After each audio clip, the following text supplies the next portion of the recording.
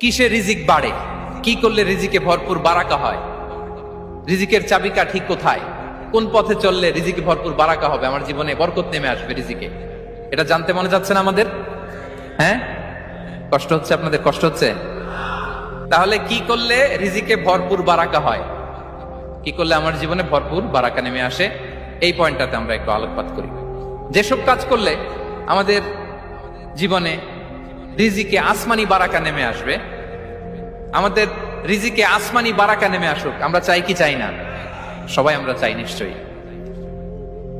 যে কাজ করলে রিজিকে আসমানি বারাকা আসে, এর এক নম্বর হচ্ছে তাকওয়াল্লাহ, আল্লাহর ভয়।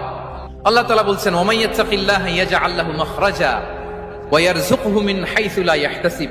যে আল্লাহকে ভয় করে, যে আল্লাহ সচেতন, আল্লাহ তাকে মাখরাজ, মাখরাজ মানে কি জানেন? ওই যে এক্সিট লেখা না এদিকে, এই এক্সিটকে আরবিতে বলে মাখরাজ, মানে কোথাও